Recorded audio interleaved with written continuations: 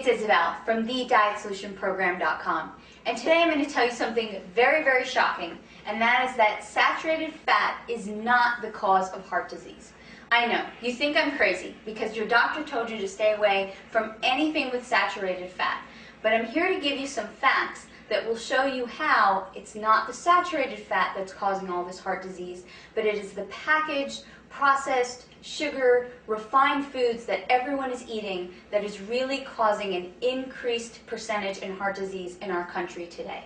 So the simple fact is that before 1920, the incidence of heart disease was very, very low. And not until about 1950 did we see this increased rate of heart disease.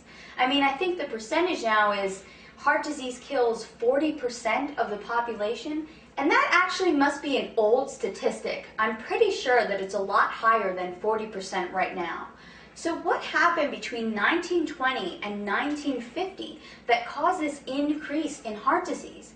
Now, if the truth is that saturated fat is what's causing heart disease, we would assume that people now eat more saturated fat during that time.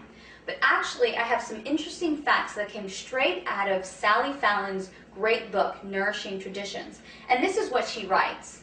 During the 60-year period from 1910 to 1970, the proportion of traditional animal fat in the American diet declined from 83% to 62%.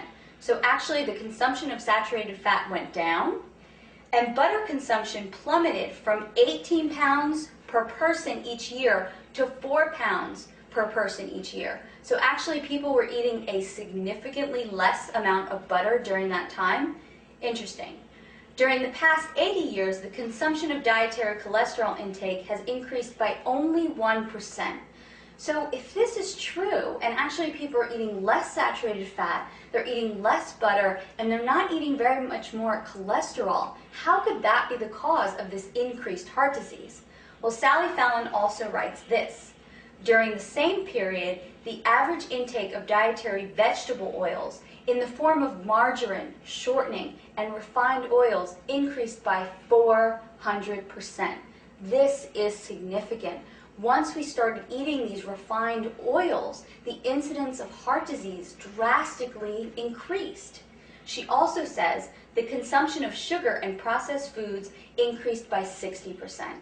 And I truly believe this is only one piece of the research. People are eating way too many processed fake foods, tons of processed carbohydrates, tons of sugar, and even in my own practice, when I decrease these foods, people become much, much healthier. So taking these facts into account, it is not the saturated fat, it's not the healthy, organic, raw butter that you can cook with that's causing heart disease. It's not the unrefined organic coconut oil. It's not the natural grass-fed beef. These things are okay. And it's not the egg yolk that's giving you high cholesterol. It's these processed foods, it's cakes, it's cookies, it's tons of pasta, tons of bread that's causing the incidence of disease. To find out more information on how to take back your health and put together your own healthy meal plans, visit my website, thedietsolutionprogram.com today.